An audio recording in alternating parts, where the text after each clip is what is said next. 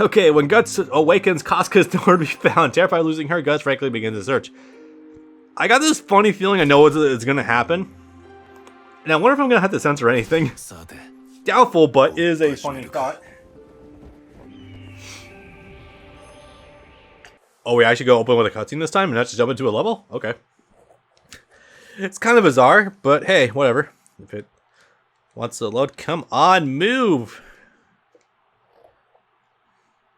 Any day now. There we go. Oh, that's supposed to be a giant ass cutscene then.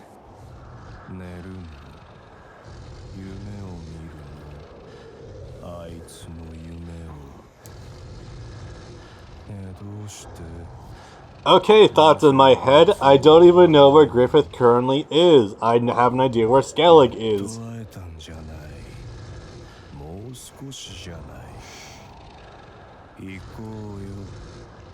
Okay, a friendly reminder that the Beast of Darkness obviously isn't like a demon that's manifested inside of Guts' head. It's a visual metaphor for the darker voices inside of Guts' head, such as, you know, regret, anger, violence, pain, all that stuff. All that stuff that's just piled up over like 2 years to just steeping himself in non-stop murder and violence of not even just demons, but also people to a certain capacity. And obviously now it's coming ahead with the fact that the visual symbol of his pain as well as his light is right in front of him. So yeah.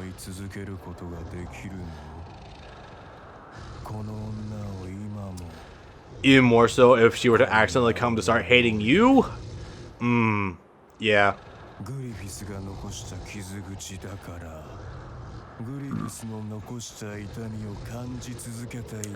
Getting really profound with those accusations now. Like, it's pretty much like, it really is just like Guts' inner voice, like, just calling out his shit and being like, don't you want to fuck her up and go after and become like Griffith? Unfortunately, all the visual nuance of the campfire and when Casca was asleep is completely gone. That is the only problem here. Ugh, boy. Okay, obviously I gotta mention on top of that, there's a clear reason why it's a dog. It's an obvious thing that it's supposed to represent Guts.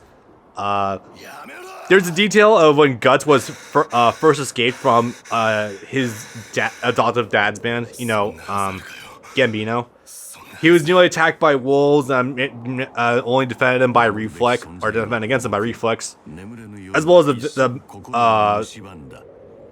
more subtle metaphor of being like a dog of war, essentially. I'm not sure where the term dog of war came from.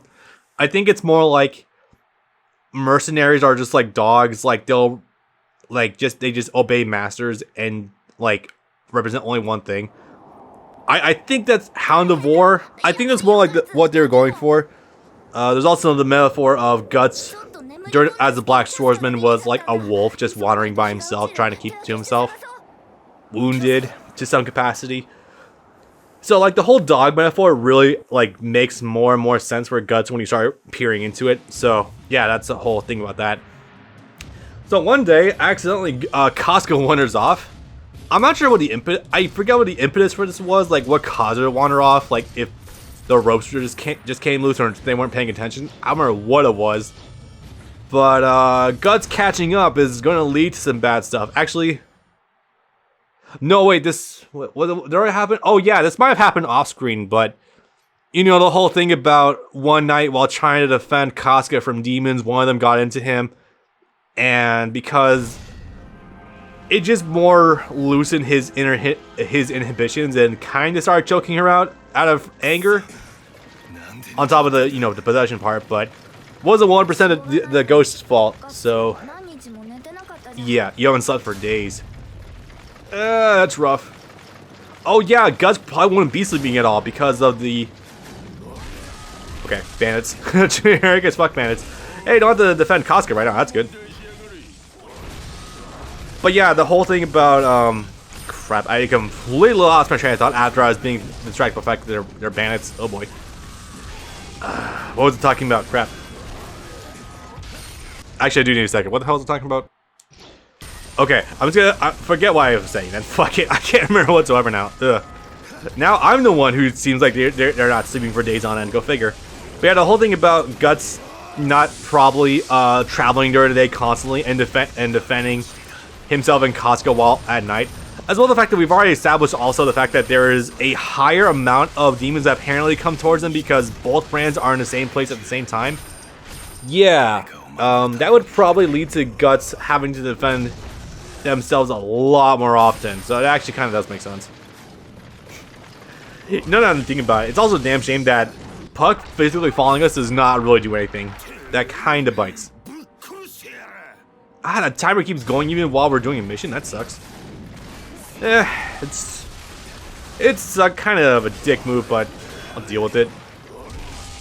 If I were like level 50 and trying to do Berserk, then yeah, this would probably not be possible. Oh, okay. The Muso armor did not quite activate there. That's kind of interesting.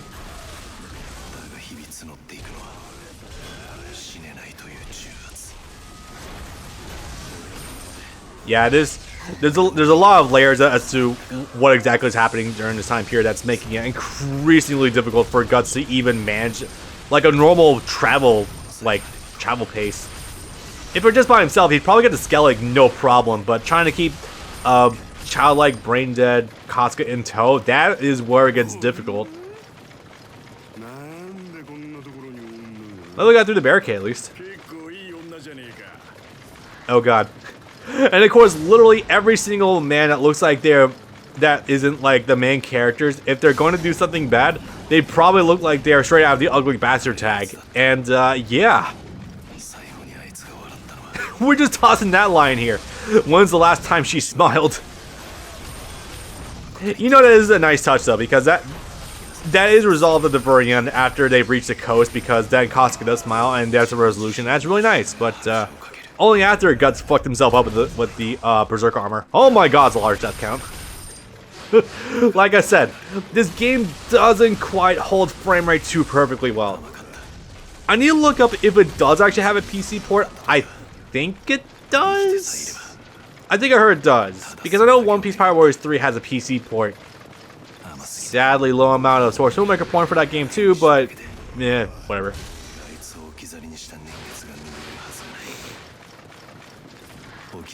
Why are we cramming in all this dialogue from the convention arc here now?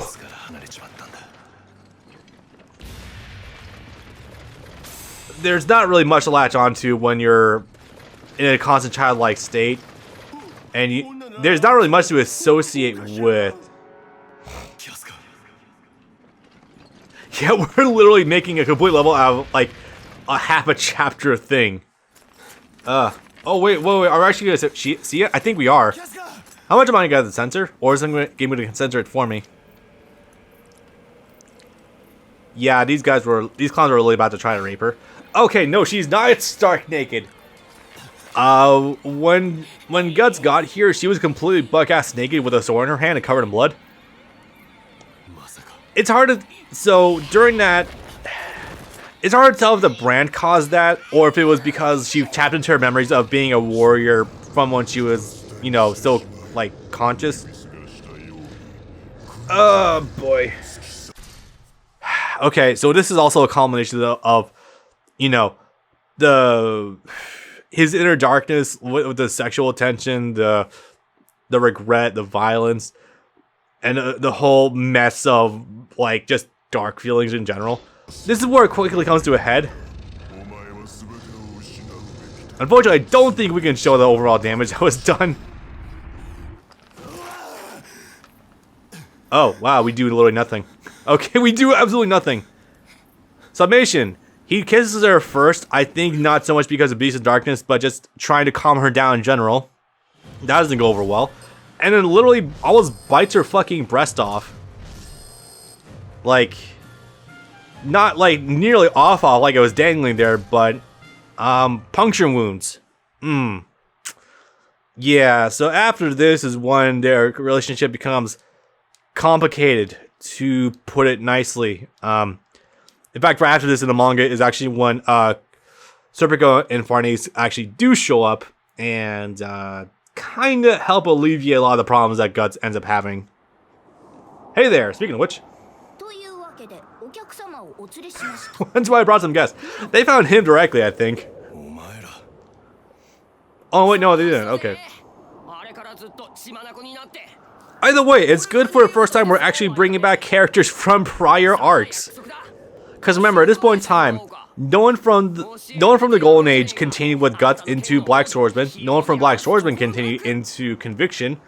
Sans Puck, but he's kind of always been there. And no one, and now we actually have people from the Conviction arc going into Millennium Falcon.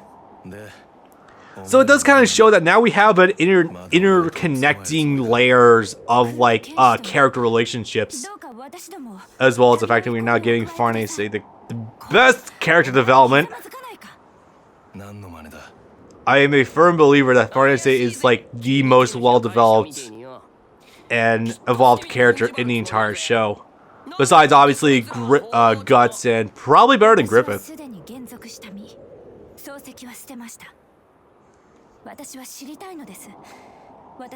Yeah, the whole thing about every time Guts is around, her worldview shatters. And also the whole thing about Farnese just trying to impress, like, just appease people, like, excuse me, in power. So with her worldview gone, it's like I just want to pursue the truth and live for myself. Really good shit. And it's unfortunate Isidro is the one raising these qualms instead of Puck or Guts, but hey, it's fine. Because, you know, they did try to kill them multiple times over.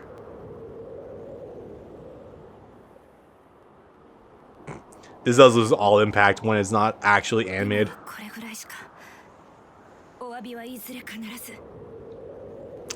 So I think it's a Japanese tradition thing to cut off hair when presenting like a new beginning. I don't think it's a strictly Japanese ideology though. I think the buns are supposed to usually represent nobility or something in Western culture. I'm not sure. So funny thing. Usually Guts would outright refuse them, but considering his growing problems with trying to take care of Casca by himself,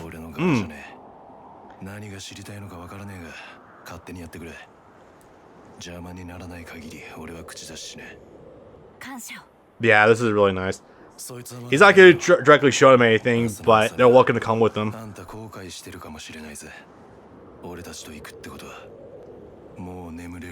Nope.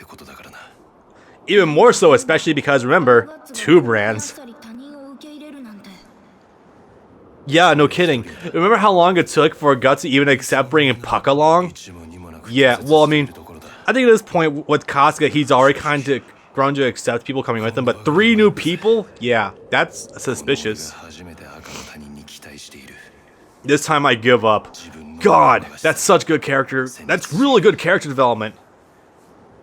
It's such a shame that such a good fragment of Berserk readers aren't aware of Guts during the Black Swordsman arc, where he was, like, what's the best way to describe him? Well, I mean, Vindictive is obviously one of them. Loner, shutout, not letting people in, being violent, generally. Spiteful, that's a good way to describe him as well. So for him to go from that, where it took Puck 3 arcs, to get Guts to accept him, you know, Snake Baron, Slug Count, and Rosine. It took 3 of them in order for him to be like, alright, fine, you can stay with me. It took 3 arcs for him to even say his name. That's how bad it was. So yeah, for Guts to just all of a sudden let 3 people into his party, one of whom was a little shit and tried to steal his sword once, one of which wanted to burn him at the stake and whipped him, and one who was actively wanting him dead. That's some pretty big balls on Guts right there. But, you know, circumstances standing, Casca now hating him and having to escort her, Griffith being back in the world and not trusting his own Beast of Darkness in general. Yeah, he's got to bend the rules a little bit. So, really good character writing on Miura's part. Goddamn, it's really that. This is why I say that, like, the anime or the anime adaptations are a really good jumping off point for Berserk. But you really want the whole story of the manga going from, like, the Black Swordsman arc, you know, Golden Age, proper Golden Age, not the abridged versions you usually get with the anime iterations. Conviction arc, and then Millennium Falcon shot. This is why I really love the Millennium Falcon arc. Not only just because it's the last actually realized like full arc we've had for Berserk, but it's also just the most concrete too. Like, it really actualizes Guts' growth as a character and gives the spotlight to so many characters at the same time. It's fantastic. I love it.